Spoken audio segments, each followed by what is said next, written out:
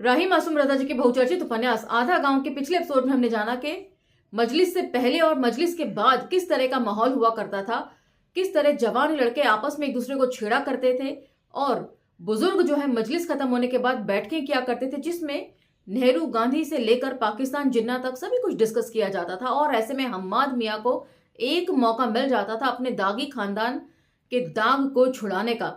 अपने बड़े बेटे अब्बास जो अलीगढ़ यूनिवर्सिटी में पढ़ते थे, उसके जरिए हम्माद मियाँ हर एक से ये बात बोलते थे कि उनके बेटे के सिवा पूरे गंगौली में किसी और की जो तस्वीर है और खबरें हैं वो अखबार में नहीं छपती, जो कि काफी हद तक सही भी था। इसलिए उन्हें इस बात का बड़ा गुमान होता था, लेकिन उनकी हर कोशिश के बावजूद भी पिछले एपिसोड में हमने जाना कि बार बार उनके दागी खानदान होने का एहसास उन्हें दिला दिया जाता था। यहां तक कि उनकी बेटियों की शादी में भी मौलवी बेदार जो है इस बात से बाज नहीं आए। और वहीं हमने ये भी जाना कि जिस तरीके से पंडित जी को सबके बारे में पता होता है, उसी तरीके से मौलवी जो होते हैं उन्हें हर खानदान के बारे में पूरी नॉलेज और खबरें होती हैं।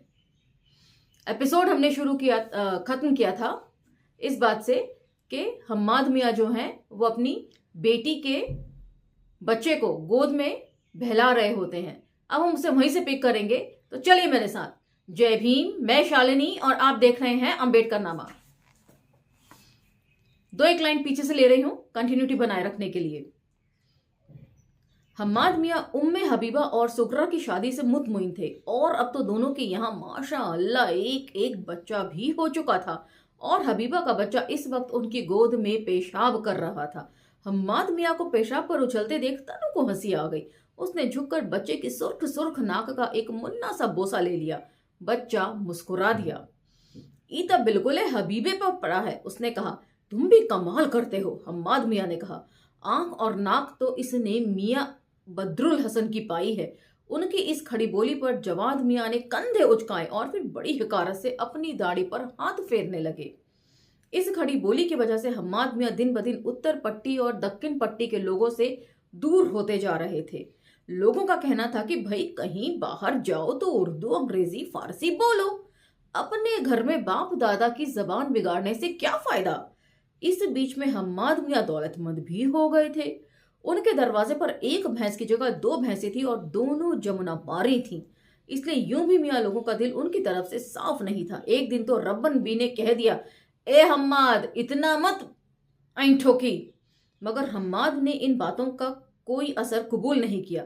वे जानते थे कि गांव में मीर साहबान उनसे जलते हैं, मगर मियाँ लोगों के जलने से डर कर वे फाका कशी तो अख्तियार नहीं कर सकते थे। उन्होंने डांट टपट कर अपनी बीवी को भी खड़ी बोली बोलना सिखा दिया था। बस माँ ने उनकी बात नहीं मानी, वह भी मर चुकी थी।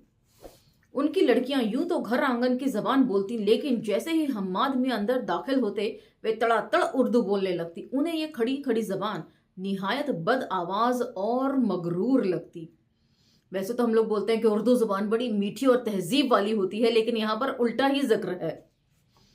वह इस जबान में दिल की बात कहने से डरती थी। जाहिर है किसी अजनबी को घर की बातें तो बताई नहीं जाती, इसलिए हम्माद मियाँ की मौजूदगी में उनके घर में घरेलू बातें ही नहीं होती थी, बल्कि ऐसा मालूम होता था जैसे कुछ अजनबी बीवियां इत्तेफाक से कहीं इकट्ठा हो गई हैं और वक्त गुजारी के लिए निहायत तकल्लुफ से बातें कर रही हैं। चुनाचे उनके घर का माहौल, घरेलू माहौल खत्म हो गया। उनकी बीवी डांटना शुरू करती, मैं ई कह रही हूं कि, फिर वे रुक जाती। का तुम लोगों का दिमाग खराब हो गया है, उन भाड़ में जाए कि निखोंदी बोली।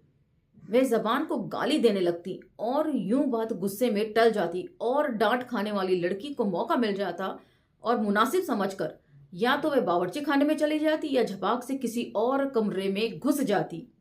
नतीजा यह निकला था कि कुबरा राफ्ता राफ्ता डांटना भूलती जा रही थी और रोज हम्माद मियाँ उन पर बिगड़ते, तुम आखिर लड़कियों को डांटते क्यों नहीं।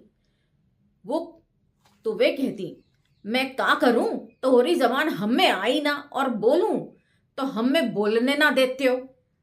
उस रोज हम्माद मियाँ घर की इस्लाह से मायूस हो गए, लेकिन सबसे ज्यादा तकलीफ उन्हें उस वक्त होती जब अब्बास भी इसी गंवारू जबान में बात करते दिखते। जाहिर है कि अब्बास को टोका भी नहीं जा सकता था, क्योंकि अब्बास उनसे ज्यादा पढ़ा लिखा था और अलीगढ़ यूनिवर्सिटी में पढ़ रहा था। मगर जब तन्नू ने इसी जबान में बात करना शुरू कर दिया तो हम्माद मियाँ ने सोचा कि तन्नू को समझाने में क्या नुकसान है। एक तो वह ये कि FA पास है और फिर ये कि निरा फौजी है। मैंने पहले भी पूछा था ये FA कौन सी डिग्री होती है, अभी तक मुझे जवाब नहीं मिला आप लोगों से। क्या मियाँ तन्नू, उन्होंने कहा, सारी दुनिया घूम आए मगर हई हुई नहीं छूटा। मैं तो कहता हूं ई तू हर वक्त मैं क्या करते हो जी। जवाद मियाँ ने हम्माद की बात काटी। तू तो ऐसा मिमियाते हो जैसे तेरे सिवा गांव में कोई और हइये ही नहीं। अब्बास इस वक्त पाकिस्तान के हक में कोई तकरीर कर रहा था। वह बोलते बोलते रुक गया। फिर उसने अपने बाप को रहस्य भरी निगाहों से देखा मगर वह बेबस था। वह हम्माद मियाँ को गांव के टेढ़े मेढ़े मासूम और सादा लौह रस्तों पर वापस नहीं ला सकता था। मैं तो मुस्लिम लीग को वोट दूंगा, हम्माद मियाँ ने जवाद मियाँ की बात को नजरअंदाज करके कहा। उन्होंने बात को नजरअंदाज कर देने का फन आ गया था। वे बेबसी की झल्लाहट के इन मुजाहिरों से एक किस्म की लज्जत हासिल किया करते थे और जब कोई उनसे इस किस्म की बात करता तो वह पुर तकल्लुफ हो जाते। जब तुम्हें वोट दे दिया तब मुस्लिम लीग के जीते में कौन रुकावट रह गई, जवाद मियाँ ने हिकारत से कहा।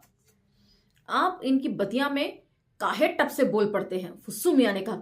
अच्छा तय चुप रहे, जवाद मियाँ ने उन्हें घुड़क दिया। हम फिनहू सैयद हैं, तो मतलब सैयद होने का, खालिस रक्त होने का इतना गुमान सैयदों में। फुस्सू मियाँ ने अपनी बात आहिस्ता से कही थी। जवाद मियाँ ने अपनी बात डंके की चोट पर कही। तमाम लोगों ने बात सुनी मगर सब उसे पी गए। अब्बास का खून जरूर खोला मगर वह चुप रह गया क्योंकि वह जानता था कि जवाद मियाँ बुरे आदमी नहीं हैं। अब का इरादा है, उसने तन्नू से पूछा ताकि वह जिल्लत आमेज खामोशी टूट जाए। मेरे ख्याल में तो अभी नहीं, तन्नू ने उसे टोका। हम बहुत थके हैं अब्बास भाई, अब वहीं हम कुछ ना सोचेंगे ओचेंगे। मुहर्रम के बाद हम गंगौलिये में ना रहेंगे। कुछ दिन तो बंदूक की आवाज भूल जाएंगे। हमारी नाक में पीप और मुर्दन की बदबू भरी है। एक के छूटे में कुछ दिन लगी हैं, पाक साफ हुई ले तब सोचेंगे। वह खड़ा हो गया। कहाँ चले, अब्बास ने पूछा। जा रहे करबला, तनी अब्बा की कब्र पर फातिहा पढ़ आए। किसी ने उसे नहीं रोका, बस हम्माद मियाँ ने कहा कि वे गया को साथ ले ले मगर उसने इनकार कर दिया। तमाम लोग फिर पाकिस्तान की बहस में जुट गए और तन्नू बड़े फाटक से बाहर निकल गया। सामने ही फुन्नन मियाँ का दरवाजा था। मगफिये टाट का पर्दा उठाए झांक रही थी और पम्मो चौखट पर बैठी नौहा पढ़ने की कोशिश कर रही थी और दुल्हन नीम की तिनकों की जंजीर बनाकर जंजीर का मातम कर रहा था और बार बार अपने नंगे सीने की तरफ देख रहा था जिस पर नीम के तिनकों ने लाल लाल निशान डाल दिए थे। मगफिये ने उसे पहचान लिया, उसने भी मगफिये को पहचान लिया। मगफिये ने वहीं से झुककर सलाम किया। वह दरवाजे पर जाकर रुक गया। ए अम्मा, तन्नू भाई आए हैं, मगफिये ने कहा। कहाँ? कुलसुम भागी भागी आई। अरे मोरा लाल, मोरा बेटवा, वह चटाचट बलाएं लेने लगी। वह दालान में जाकर बैठ गया। मगफिये चाय की एक तश्तरी में गोटा लाई। तो यहाँ गोटा को नीचे फुटनोट में लिखा हुआ है, वो मैं आपके लिए पढ़ रही हूँ। कट्टर शिया घराने मुहर्रम में पान नहीं खाते, गोटा खाते हैं। बीच में भुनी हुई गरी, कतरी हुई छालियां और लौंग थी। कगार पर एक जगह चूना टिका हुआ था और दूसरी जगह गाढ़ा गीला कत्था बह बहकर छालियों के पास आ गया था। तन्नू ने पहले गरी छालियां मुंह में रखी, फिर उसने कलमे की उंगली पर चूना उठाया और बीच वाली उंगली पर कत्था चाटने के बाद वह जरा जरा चूना चाटने लगा। वह ये चीज इतने दिनों बाद खा रहा था कि अब उसे यह भी याद नहीं रह गया था कि कितना चूना खाना चाहिए कि मुंह न कटे। इस बीच में कुलसुम की जबान 1 मिनट के लिए भी नहीं रुकी। उसने 6 बरस की सारी तवारीख सुना डाली। बीच में मुमताज और शबू मियाँ की मौत का जिक्र आया तो वे रोए भी। फिर मौलवी बेदार और सैफुनिया की बात निकली और सैफुनिया और मिकदाद की शादी पर बात खत्म हुई। और मैं तो सुन रही हूं कि सैफुनिया हम्माद की लड़की है। कुलसुम बी ने तान तोड़ी। हज जियारत करके ता आ गए, बाकी बेटा बेटी से बिहा कर ली तक कुछ ना बोले। ए बेटा तका अल्लो मियाँ उनकी कोठियों से रौब खा जाई हैं।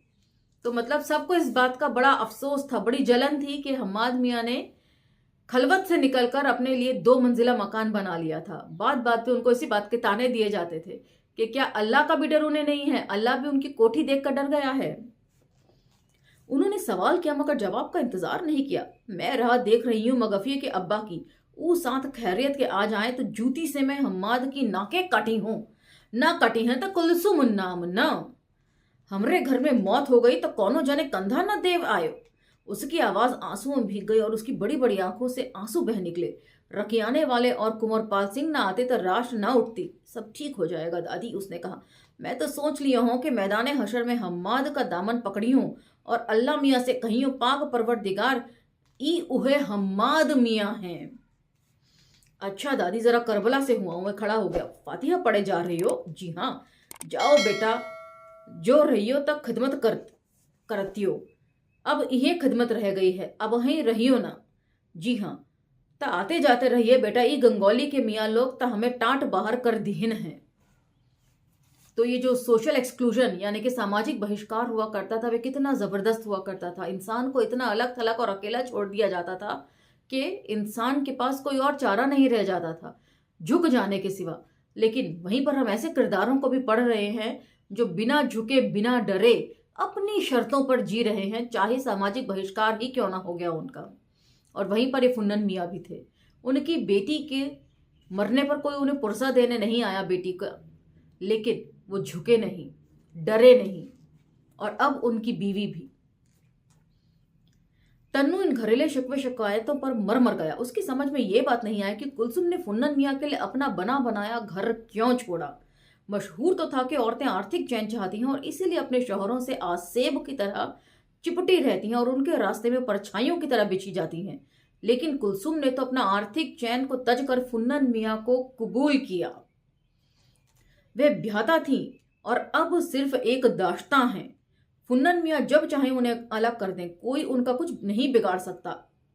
इसीलिए मोहब्बत कोई चीज है जरूर, वरना अब कुलसुम में क्या रखा है। उसकी कसी कसाई कच्ची अमरूद जैसी छातियां लटक चुकी थी, उसका बदन ढीला पड़ चुका था, उसकी आंखें बुझ सी गई थी। फिर भी वह इस घर में यूं थी जैसे कोई ब्याहता रहती है।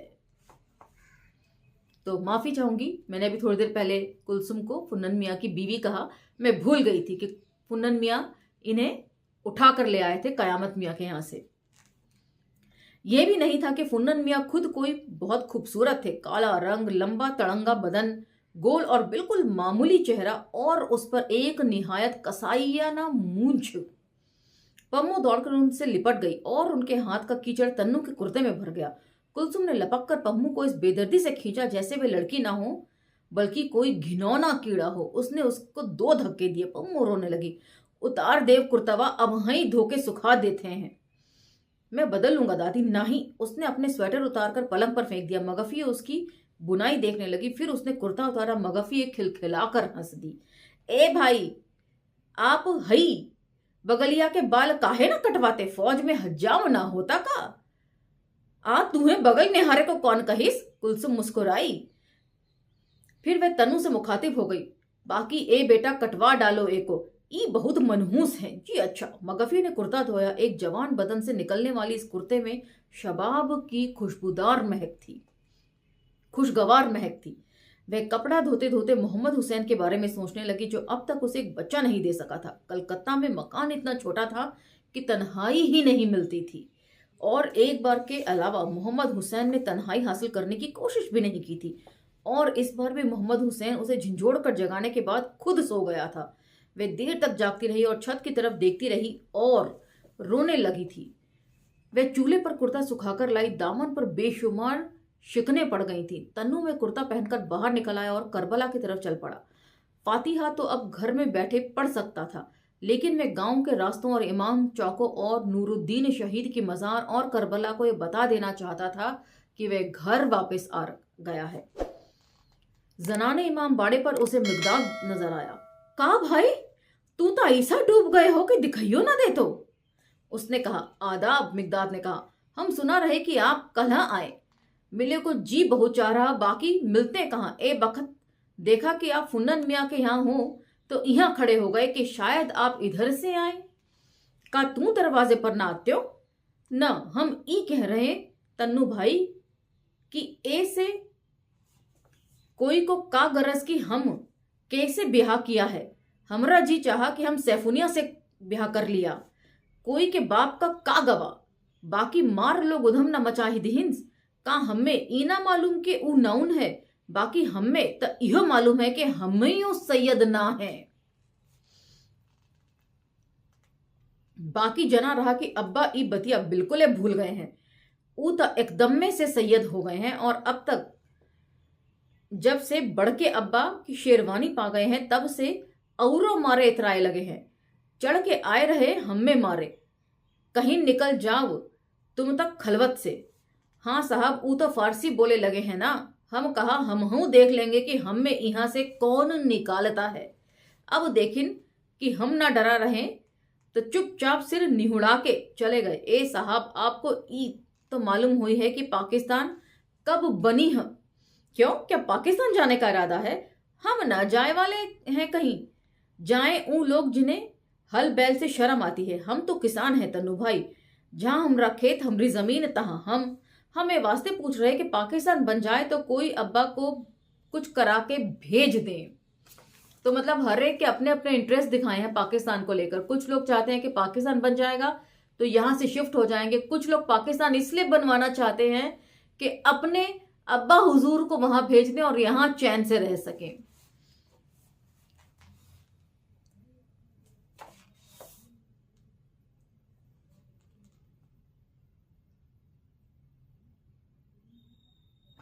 क्यों, खिलवतिया छोटी है, हम तुम्हें बाजार ना भेज रहा? सैफुनिया की आवाज आई।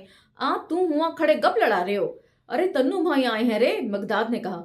मिकदाद का रोया रोया गुनगुना रहा था। सैफुनिया से शादी करने के बाद पहला सैयद ज्यादा उससे गुफ्तगू कर रहा था।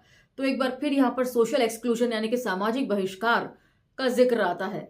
इसका भी मिकदाद को भी सामाजिक तौर पर बहिष्कृत कर दिया गया था, क्योंकि ये जो बात थी सैयदों के अपने खानदान को लेकर थी। इसका जिक्र हम आगे पढ़ेंगे। चलिए ना तन्नू भाई, 1 मिनट को हमारी लड़कियों देख लीजिए।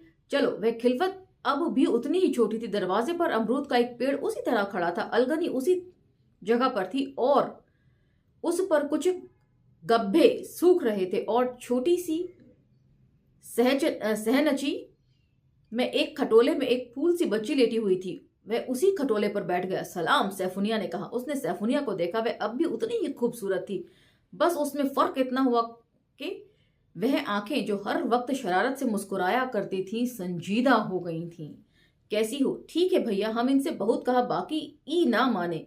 तकाब बिगड़ा लिहिन मियाँ लोग हमरा। मिकदाद भड़क उठा। अब इहे तना मार खाए की बात है। माफी कीजिएगा, इसके आगे गालियां हैं। ई बहनचौथ के समझे में ना आवता तन्नू भाई के हम ऐसे बिहा किया है। अब ई हमरी इज्जत है, मियाँ लोगन की माँ की चूत। तन्नू ने कुर्ते की जेब से अपना बटुआ निकाला और 5 रुपए का एक नोट बच्ची की लाल लाल मुट्ठी में अणस दिया। 11 रुपए उसने सैफुनिया की तरफ बढ़ा दिए, मगर सैफुनिया ने हाथ नहीं बढ़ाया। उसकी आंखें डबडबाई हुई थी। मिकदाद उसे 2-4 बार मार चुका था, कई बार गालियां दे चुका था, मगर इस वक्त तो तन्नू भैया भी थे। इस वक्त उसे ऐसा नहीं करना चाहिए था। ले तय मिकदाद की बीवी है, तका हम तोरा मुंह मुफ्ते में देख ले। सैफुनिया ने हाथ बढ़ाकर रुपए ले लिए। ये लड़की तो बहुत खूबसूरत है, तुझसे भी ज्यादा। क्या नाम रखा है इसका? अहमदी, मिकदाद ने बड़े गुरूर से कहा। तनु हंस पड़ा। रह गयो तो चुगद के चुगद, इहो कोई नाम? इतनी खूबसूरत लड़की का इतना बड़ा नाम? रहो, हम रखते हैं इसका नाम। नाजिश, शानदार, ठीक, नज मुसहर रख दो इसका नाम।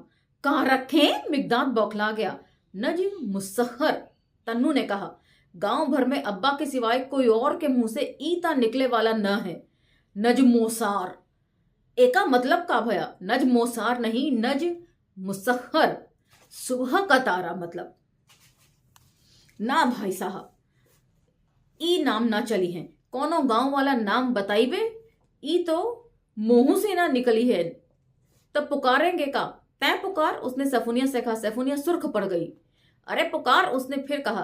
अब आप ना देख रहे हैं ये हरामजादी का, तो निकलता ना तो कैसे पुकारे? सैफुनिया ने शिकायत भरे लहजे में कहा। कौनो ऐसा नाम बताइए तन्नू भाई के हम रहू मुंह से निकल जाए और एहू के। मिकदाद ने कहा। अब्बा के पुकारे वास्ते हम अपनी लड़की का नाम ना रखेंगे? अच्छा, एका नाम वह रुक गया, निकहत रखो। एका मतलब का होता है? मिकदाद ने पूछा। खुशबू, ये नाम तो अच्छा है। ए सैफुनिया की तरफ मुड़ा। हाँ, सैफुनिया मुस्कुरा दी। एक ही एह हंसी हम में फंसा लिहिस तन्नू भाई, मिकदाद ने बच्ची की तरफ झुकते हुए कहा। फिर उसने उसकी नाक पर दांत काट लिया। वे रोने लगी। सैफुनिया ने लपक कर उसे उठा लिया और मुंह से बेमानी आवाजें निकालकर उसे बहलाने लगी। ई का हरकत है, तन्नू ने मिकदाद को डांटा। एक की नकिया हमें बहुत अच्छी लगती साहब, तन्नू हंस रहा था। इस मिकदाद को वह अंजुमन के बच्चों की तरह मातम करता छोड़ गया था और अब वही मिकदाद एक बच्ची का बाप था और फिर थोड़े दिनों बाद वह लड़की नौहा पढ़ने लगेगी और हो सकता है कि फिर किसी और को गांव की मानूस गलियों और गांव घर के मानूस चेहरे छोड़कर जंग में जाना पड़े। तो क्या ये लड़ाइयां ऐसी ही होती रहेंगी? इस सवाल का जवाब वह नहीं देना चाहता था। बिना किसी मकसद से लड़ना बहुत मुश्किल होता है, यानी आदमी ना हुआ कत्ल करने की मशीन हो गया। आप बैठिए तनु भाई, हम अभी आ रहे, मिकदाद ने कहा। वह चौंक पड़ा। नहीं, चलो मैं भी चल रहा हूं, अभी तो हम हैं, फिर कोई दिन आ जाएंगे। दोनों बाहर निकल गए। 6 बरस में गंगौली काफी बदल गई थी। उसे कोई पुख्ता मकान नजर आए। मिकदाद ने हर मकान और उनके मकानों के बारे में उसे तफसील से बताया। तो आज का एपिसोड हम यहीं विराम करते हैं। अगले एपिसोड में जानेंगे कि मिकदाद जब तनु को गंगौली के रास्तों पर लेकर चला और जगह जगह पर जो पक्के मकान उसे दिखाई दिए वो किन लोगों के थे और कैसे उन्हें वो मकान मिले। इसलिए अगले एपिसोड तक इंतजार कीजिए और अब मुझे आज्ञा दीजिए। मिलते हैं अगले एपिसोड में। धन्यवाद। जय भीम।